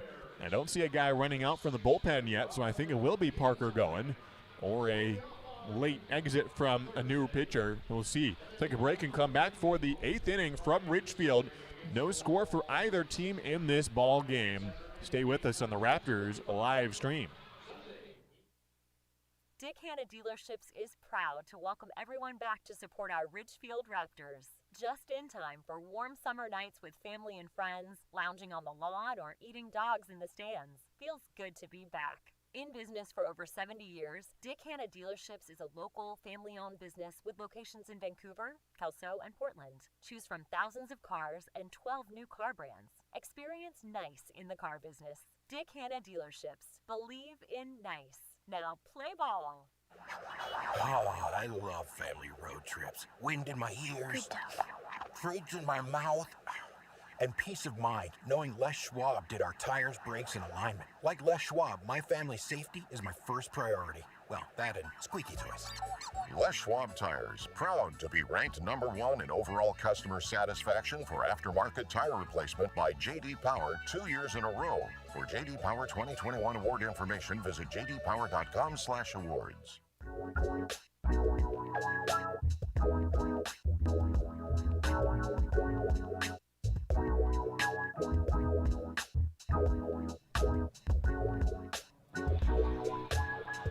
Thanks for stopping by on the Raptors live stream. Welcome in for the final 2 innings of this ball game, or maybe more than 2. It is a tie ball game. Ridgefield has played 5 extra inning ball games this summer, none in non-league games. That could change here. It's a 0-0 tie through 7 complete innings. It's not Parker Goen coming back out for another inning. He goes 4 scoreless for the Ridgefield Raptors. New pitcher for the Raptors is Ben Lake out of Cal Berkeley. The right-hander comes in to throw the 8th inning for the Raptors, trying to maintain the scoreless tie. It will be Bradley Priap who will lead off the next inning, but whether or not it'll still be scoreless has to do with what Ben Lake can do here. Checks in with a 7.2 ERA in West Coast League games. Has pitched in 5 games against West Coast League teams, 5 innings, 4 strikeouts, 12 walks, and no hits allowed in West Coast League games. He has allowed 7 hits in non-league games, such as today. He's a right-hander out of Cal Berkeley. Lead off the 8th inning, he gets a swing and a miss from Brad Altamare, who is the leadoff hitter for the Dudes. He is in the top spot of the order, went 0 for 2 to start, and then singled in the 6th inning, stole second, but was stranded there. Ben Lake with the 0-1 pitch, again, swing and a miss, and 2 fastballs that have blown past Altamare. Lake typically sits in the high 80s, low 90s, throws 88 miles an hour there. From Woodland Hills, California, against Brad Altamare, who's also from the Golden State. The 0-2 pitch to Altamare is a foul ball back of home plate. Opening up the 8th inning, no outs. Altamare is from San Ramon, California. Comes up to the Pacific Northwest for his college ball. He plays in Forest Grove for the Boxers of Pacific. Has no balls and 2 strikes from Ben Lake, who plays for the Golden Bears of Cal Berkeley. No score in this contest. We're in the top of the 8th inning with nobody out yet. Just the leadoff man here from Brad Altamare is 1 for 3. Ben Lake winds and throws a changeup at 78. Is outside for ball 1. Lake, who typically throws a 2-seam fastball that has some sinker action, and a 4-seamer, a split change, and a slider, as a 1-2 count to Brad Altamare. And the pitch runs away, also at 78 miles an hour. 2 balls and 2 strikes. Infield situated towards the lines a bit. Outfield playing straight up, as pretty much the entire field is covered in shadows. Still a good chunk of the outfield somewhat in the sun, which is dipping towards the horizon as the pitch misses from Ben Lake. 3 balls and 2 strikes. 77 degrees now in Ridgefield, with sunset coming up in about 20 minutes from now here in Southwest Washington. The payoff pitch from Ben Lake is hit off the hands and foul from Brad Altamare. Head coach for the Raptors, or for the Redmond Dudes, Nick Bettenson, spending his first time here at the Rourke with the Redmond Dudes. 9th non-league game for Ridgefield. First time facing the Redmond Dudes. Here's the payoff to Altamare. He again hits a foul ball. This one to the left of home plate and behind the dish. And it remains a 3-ball, 2-strike count with both teams locked at 0 runs in this ball game. Longest game of the summer for a shutout. This is the latest that the first one will come. Whenever it does come, it will be the latest of any game this summer. Here's another payoff from Ben Lake, and we'll see yet another one of those as another foul ball. This one back to the right side of the field and out of play. Leadoff man here is Brad Altemeyer, and it's been a long at-bat for the Pacific boxer. 9 pitches already, including 3 straight foul balls. Here's the 10th. It's on the outside edge. Altemeyer is going to trot down to first, thinking it was a walk, and he finally realizes or complies with the call by Joel Thompson. After a strikeout looking, Ben Lake strikes out the first man he sees. That is the 13th strikeout of the day for Ridgefield pitchers. A strikeout looking of Altemeyer, 5 shy of the all-time record in Ridgefield history. Now, if you go to extra innings, you'd have more batters faced to get to that number. And technically, you'd have 5 outs remaining if you get ahead. And so if Ben Lake strikes out in the next 5 in a row, he would help tie the franchise record in strikeouts in a single game. First pitch misses. It's a 1-0 count to Cameron Bogard, who rips one to center field. It's not going to be a strikeout, but it will be an out as Micah McDowell gets under it and makes the catch in left center. So 2 down in the inning. Ben Lake has put down both batters he has faced, and Jeremy Vieira, who is 0 for 3 in the ball game. He is one of 2 players with hat tricks on the day. 0 for 3, 3 Ks in the ball game, and Vieira is on track for a 4th. Swings and misses. I'm sure he could make contact. He's a good hitter, third baseman who came into this ball game with a decent batting average, best on the team of the starters, 3 for 10. Small sample size, but a 300 batting average.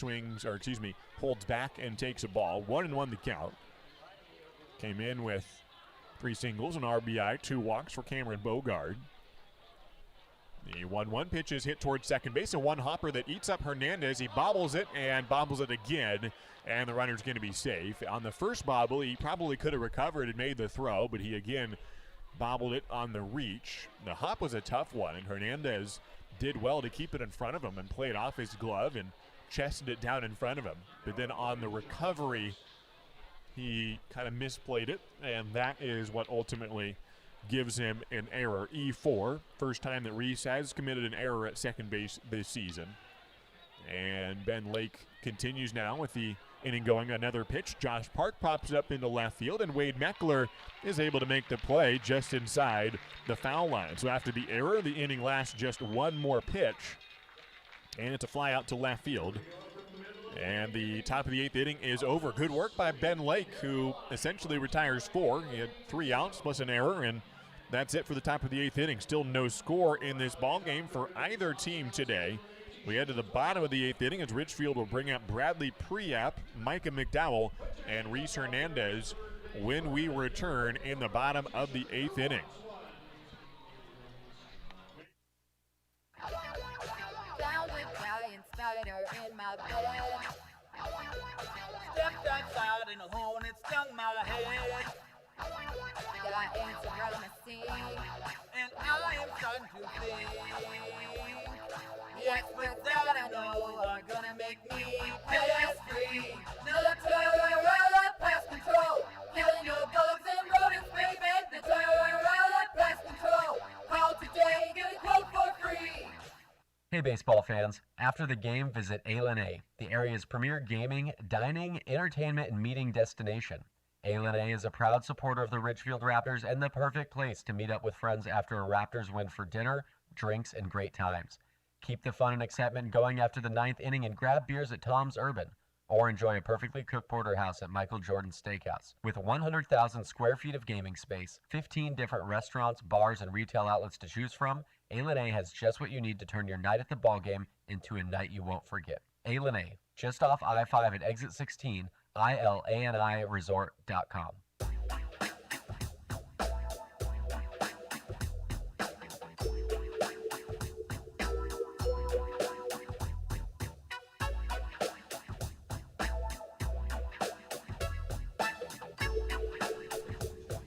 Well, for the first time in this ball game, Ridgefield will come to the plate and see a pitcher other than Joe Schwab. We come into the 8th inning, the bottom of the 8th. Here in Ridgefield, it's a scoreless ball game, so Joe Schwab goes 7 scoreless innings. and he will get a no decision in this contest as neither team has scored. Schwab allowed just one hit in the ballgame, 3 walks, 6 strikeouts, and no runs. Ridgefield still scoreless themselves, both in the pitching and the hitting variety. And we head to the bottom of the 8th inning. Tyler Beckley will be the new pitcher. He's also out of University of Puget Sound, just like Schwab. So both pitchers in this game for the Redmond Dudes, both out of Puget Sound. He's from Mission Viejo, California. Went to the same high school as Brady Casper, who's the starting right fielder today for the Ridgefield Raptors. Casper was the second out of last inning, so he will not face him until 7 batters from now, but who knows how long Beckley will stay in. He might face his old Capistrano Valley high school teammate. Bradley Priap is the batter, and Priap takes high, ball 1 to open up the 8th inning. 1-0 the count, no score. And Tyler Beckley into this game, making his second appearance against a West Coast League team here today. And a chopper up on the left side of the infield, it bounces foul. And it's a 1-1 count from Bradley Priap, who gets all the way down to first base on what could have been a fair ball. You don't know, and Priap gets all the way down, but a foul ball. It's a 1-1 count from Priap. Beckley went 1 2/3 innings against Port Angeles, and he also followed up his Puget Sound teammate in that game. In that contest, Joe Schwab went 7 1/3 scoreless. Tyler Beckley pitched the final 5 outs and was also scoreless, a 9-0 shutout over the lefties. They've similarly pitched a shutout combined. First batter that Beckley is facing, a ground ball to second, and Altamare throws accurately to first, and Bradley Priap is retired. So Beckley starts out on the right foot, picking up what Joe Schwab had left off, with 1 out now in the bottom of the 8th inning. And next batter is Micah McDowell, left-hand hitter, center fielder out of Halifax, Nova Scotia, and Oregon State University. Outfield playing straight up, infield as well. Second baseman playing a little bit deep as McDowell shows butt and pulls back on a pitch outside, ball 1 from Tyler Beckley. Off speed just under 80 miles an hour. No score in this contest. We're in the bottom of the 8th inning. Lefty on lefty in this matchup from the stretch. Beckley deals high for ball 2. 2-0 the count from Beckley. Looking at the scores around the West Coast League, Bend has extended its lead over Wenatchee 7-1 at Vince Jenna Stadium in Central Oregon. 2 balls and no strikes from Beckley. A fastball. It's chopped towards second base. Altamare will field on the second bounce and throw to first for the out. 2 straight ground outs to the second baseman, and Altamare has an easy time with both of them. 2 down in the 8th inning. Still a scoreless contest, and Reese Hernandez, who has gotten on base all 3 times today, is next up. He's gotten on board via a walk, a single, and an error. What will come next? Maybe a drop third strike? Maybe a hit by pitch? Well, I don't want to predict that. I'd rather Reese stay healthy, so we'll just go for a base hit. A ball outside from Tyler Beckley, 1-0 the count. Bottom of the 8th inning. And with 2 outs, Reese Hernandez at the plate trying for a 2-out rally and see if Ridgefield can get the first run of the game here. Wade Meckler is on deck. The 1-0 pitch is swung on and hit to left field. Coming in is the left fielder, and able to get there is Jeremy Vieira. And the inning is over in 1-2-3 fashion. Tyler Beckley comes in and gets 2 ground outs and a fly out to go 3 up, 3 down. And Ridgefield has not scored in the first 8 innings of this ball game, nor have the Redmond Dudes. I think it'll be Ben Lake coming back out for another inning. Whoever it is, they'll try to keep this a scoreless ball game into the 9th inning. Top of the 9th coming up after this break from the Ridgefield Outdoor Recreation Complex. Every time Taco Bell's nacho fries returned, those Mexican spices were drawing something closer to the surface. And once they taste that warm nacho cheese sauce, they won't stop till there's nothing left. Can the Fry Force save the world and the nacho fries we love? So either we fight together, or we fry alone. Or will the monsters devour us all? Get your nacho fries today while you can. Now serving at a Taco Bell near you. At participating U.S. locations for a limited time only.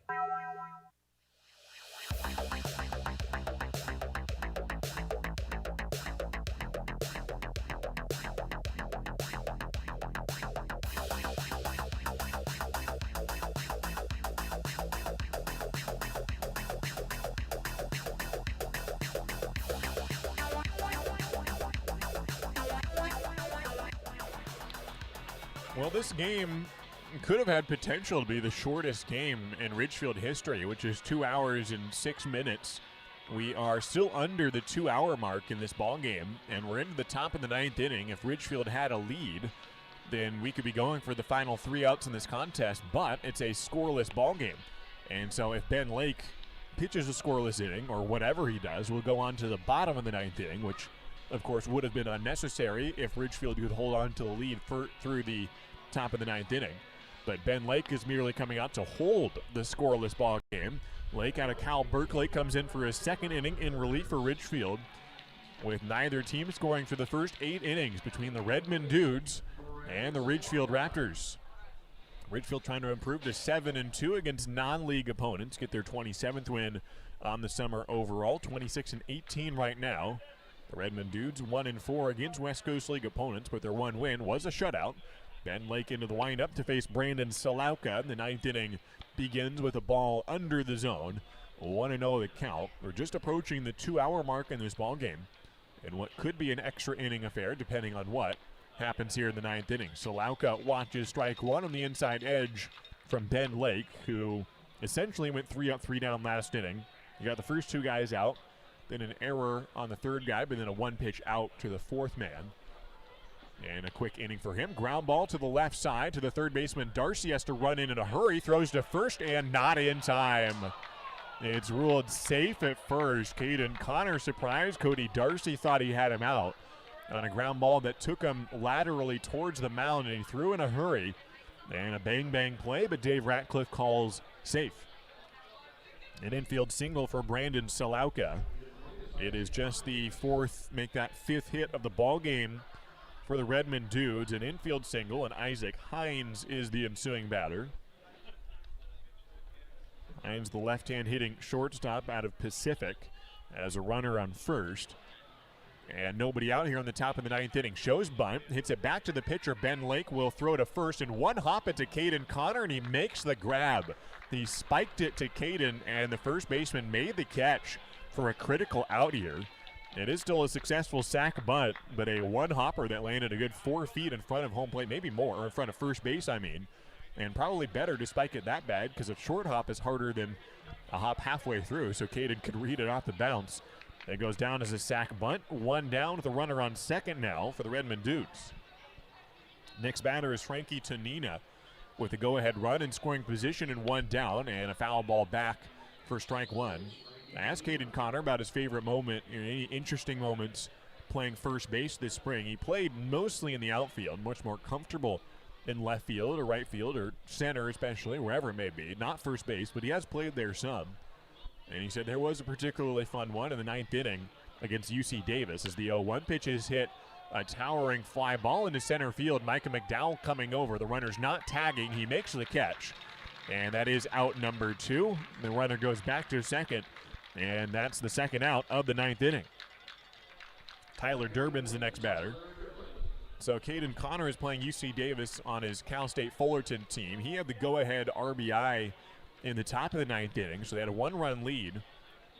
And then they were facing UC Davis. Cameron Rapetti was pitching for Cal State Fullerton. He was a Ridgefield Raptor back in 2019, so Rapetti was pitching, and Caden Connor was playing first base, bottom of the 9th inning against UC Davis. As Ben Lake comes to the plate, runner's going from second. Priap loses the ball on the throw down to third. It pops out of his hand, and it'll stay at home plate. The runner gets successfully into third on a stolen base. So go-ahead run now at third for the Redmond Dudes. Salauka steals third base, and Priap had a chance to get him at third. He had to work around the batter, a right-handed hitter, and had to get around the hitter. And as he was trying to throw the ball, it popped out of his hand and dribbled a couple feet away. So Salauka into third, 2 outs, top of the 9th. Neither team has scored. Ben Lake from the stretch, and a breaking ball swung on and missed. It's a 1-1 count.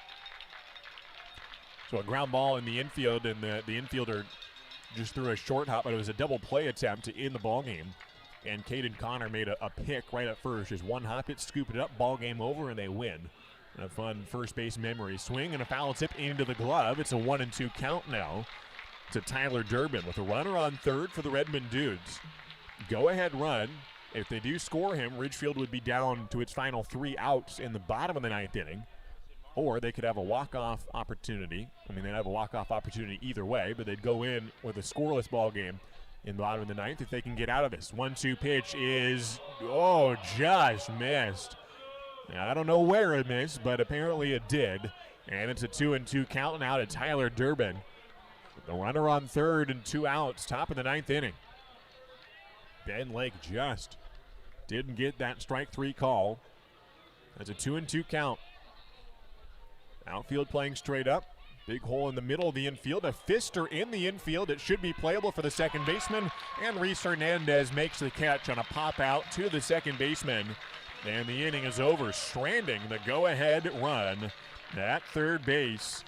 That's been the 8th runner stranded by the Redmond Dudes today. Ridgefield has had a few base runners, some action on the base paths, but they have yet to allow a run in this ball game. 1 hit, 1 left on, no score in the top of the ninth, and the Ridgefield Raptors will try to get their 3rd walk-off win of the season in the bottom of the 9th inning. That's after this.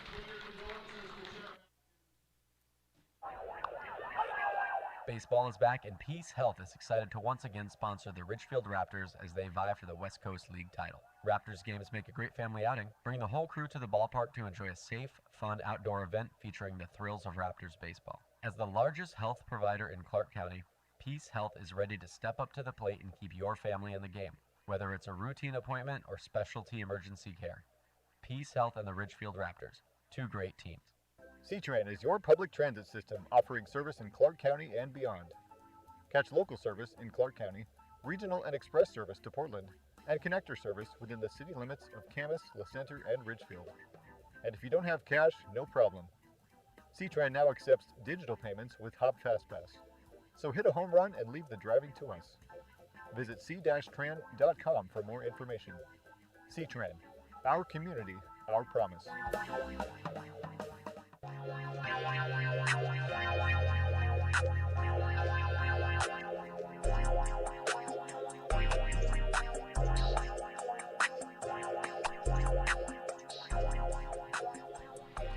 Tyler Beckley will be the pitcher in the bottom of the 9th inning for the Redmond Dudes, hoping to keep the Ridgefield Raptors in check in the bottom of the 9th inning. Neither team has scored, and Ridgefield will try to break that scoreless tie in walk-off fashion. It'll either be the Redmond Dudes winning an extra inning, scoring in the top of an extra inning, or Ridgefield walking it off, either in the bottom of the 9th here or a future inning.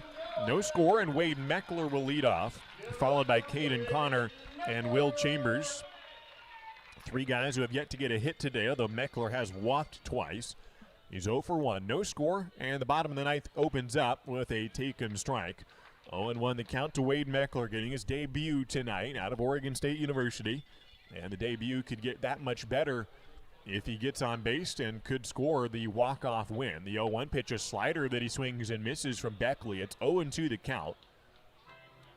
Wade Meckler going 0 for 1 with 2 walks on the day. Has made a couple nice plays in left field, including a throw out at home on what would have been the first run of the game. He got an outfield assist on a bullet right to the catcher.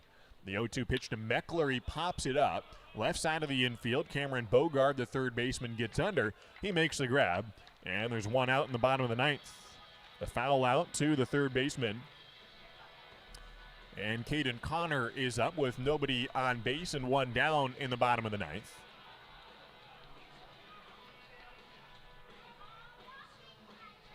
Caden Connor, who has flown out to center field in the first inning and in the 4th inning and in the 6th inning. 3 hard hit balls, especially the most recent one. He's yet to get a home run on the season, but he has gotten ever so close. And I won't get ahead of myself, but it's worth noting that, any home run would end the game for Ridgefield in a scoreless situation such as this. Bottom of the 9th inning, Caden takes a slider for strike 1 from Tyler Beckley, who came in the 8th inning and got 3 straight outs to follow up the start of Joe Schwab, who went 7 scoreless. Tyler Beckley in his 2nd inning of relief, holding the combined shutout so far. Neither team has scored. Bottom of the 9th inning. Beckley working from the third base side of the rubber. Another slider. This one pounded to the right side of the infield, off the glove of the first baseman. An error on Tyler Durbin. And Caden Connor is aboard with 1 out. Potential game-winning run is on the base pad. Second error of the day on the Redmond Dudes, and that puts Caden Connor on first base with one out. Decently hit ground ball by Caden Connor, but it'll go down as an error. And Connor is aboard. Will Chambers is up next. 7 home runs on the year plus 2 non-league home runs. That's 9 on the year. Leads the league in homers, tied for the franchise record in single season in Ridgefield history. Michael Hicks had 9 back in 2019. All in West Coast League games. Will Chambers will have to hit a couple more to tie him in the West Coast League category. A 7 against West Coast League opponents. Takes a ball outside, 1-0 the count from Tyler Beckley. Runner on first and 1 away. And a strike on the outside edge. It's a 1-1 count now to Will Chambers. The 21-year-old switch hitter from Val Verde, California, has 26 RBIs on the year, but he's 0 for 3 today. Runner on first is Caden Connor. A short lead off, a slider that bends in for strike 2 to Will Chambers. It's a 1-2 count. Lefty on righty here for Chambers. Tends to go opposite way when he's hitting right-handed. The biggest hole in the outfield is to the right side. 1 ball and 2 strikes to Will Chambers. The pitch is a slider down. The runner's going. Caden Connor slides in, and he is safe at second. A ball low to Chambers, and the throw just not in time to get Caden Connor. And now the game-winning run is in scoring position with 1 out. And quickly a conversation with Nick Bettinson and the umpire out in the field. The throw did maybe just beat Caden Connor, but it looked like the tag was not applied until Caden got his hand in there. He slid feet first and kind of hooked around and slapped second base with his left hand. Doesn't need the sliding cover, just goes barehanded when running the base paths and gets into second. 1 out. Potential walk-off win here with Caden Connor on second base. Will Chambers the batter. The 2-2 pitch from Beckley is inside, ball 3. First base is open. It doesn't matter whether or not Will Chambers scores. They could walk him, but you don't get an easier batter with John Peck on deck. John and Will Chambers at batter, 2 of the best hitters in this league. Runner on second, 1 out. Bottom of the 9th inning, no score. Tyler Beckley, the pitcher from the third base side of the rubber. The lefty throws outside, ball 4. And Will Chambers draws a walk. Caden Connor holding at second base, so it doesn't move the runner, but it does mean a fresh count now for the Raptors with John Peck at the plate. Peck, who is one of the league leaders in RBIs, 32 of them on the year. 3rd in the league in hits, but he does not have a base hit today. He does have a walk-off hit in his season. Had a runner on second base and hit a double to straightaway center a month and a half ago for a walk-off win over the Portland Pickles. Has 1 out, runners in first and second in the bottom of the 9th.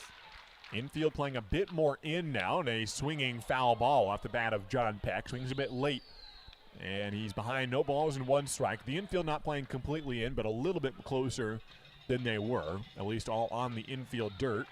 Infield kind of in double play depth. There is 1 out. John Peck not an easy guy to get a double play off of. He has twice grounded out, however, he's 0 for 3. No balls and 1 strike as Caden Connor jumps out ahead on his lead and gets Tyler Beckley to step off. Nobody holding him on, and he started to slide laterally, kind of strafe down the third baseline. I don't think he was necessarily intending to steal, but just getting ahead of Beckley. Here's the 0-1 to John Peck. It's just below the knees for ball 1. 1 ball, 1 strike, 1 out. Neither team has scored here. We're in the bottom of the 9th inning, a game that's lasted 2 hours and 10 minutes. Could be a walk-off. Would be the 3rd walk-off of the season if Ridgefield can complete it here. Here's the 1-1 to John Peck. Slider he swings. It does not get a piece of it. It is a 1-2 count now to John Peck. He was 18 years old when he had that double to win the game. He's now 19 years old. And how about another walk-off for John Peck if he can get it into play for a base hit? On deck is Brady Casper. Even if Ridgefield doesn't score this inning, we'll have the 10th inning after this. A slider hangs outside for ball 2. 2 balls and 2 strikes with 1 out in the bottom of the 9th inning. Ridgefield losing the final 4 games of the road trip. It would be a pretty nice boost here to get a walk-off win in this ball game. Kind of liven the spirits of Ridgefield with a walk-off if they can get it here. 2-2 pitch is swung on and missed, and John Peck is out. Ball in the dirt. He's tagged out at the plate, and, well, first base was covered anyways. He's down on strikes. 2 down now in the inning, and Brady Casper is the batter. He's 0 for 3. Has Caden Connor at second base. Will Chambers at first.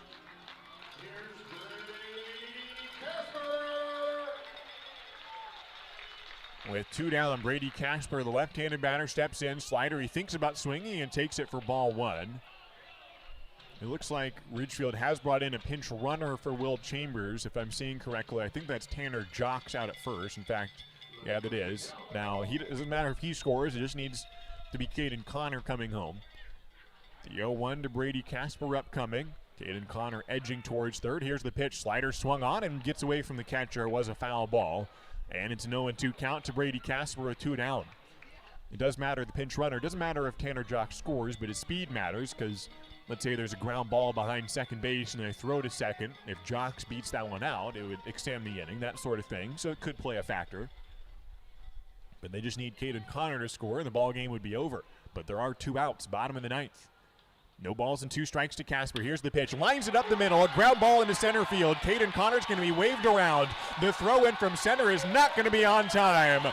Brady Casper gets the walk-off win. The 3rd of the season for the Raptors. They shower him in water. He sprints away from all his teammates into center field. Bear hug by Kobe Morales. The Raptors win this ball game 1-0 on a walk-off by Brady Casper in the bottom of the 9th inning. The first game between the Raptors and the Redmond Dudes in team history, and it's one for the books. The 3rd walk-off of the year for Ridgefield. Final score, it's the Raptors 1 and the Redmond Dudes 0. Just the 2nd hit of the ball game for Ridgefield and the 1st hit of the day for Brady Casper, and it's a walk-off single for Brady. It scores Caden Connor from second base. And that means Ridgefield takes the win. They improved to 27-18 on the year. And 7-2 in non-league games. This isn't it. Ridgefield has one more game tomorrow against the Highline Bears, final non-league game of the year. And if it's anything like this one, you're not going to want to catch it. A 1-0 ball game and a walk-off win for the Ridgefield Raptors. And that's it here for Ridgefield with the walk-off by Brady Casper. His first hit of the day, his first walk-off for the Raptors. He ends up going 1 for 4 with an RBI. The only RBI for any player in this ball game is Brady Casper's. Caden Connor scores, and that's the ball game. We'll try to grab Brady or Caden or some player in the post-game interview. You can watch those on the Ridgefield Raptors YouTube page. At Ridgefield Raptors, go on YouTube and search that name, and you'll find all the post-game interviews and all the game broadcasts. You might be watching it right now if you're not listening live on the YouTube page, that same account. We got all the post-game interviews. Well, I'm Josh Warden signing off from Ridgefield. See you tomorrow at 6:35 as we take on the Highline Bears. Thanks to Sam Mosier and everyone else along the way in the Raptors organization. See you tomorrow, everybody. So long.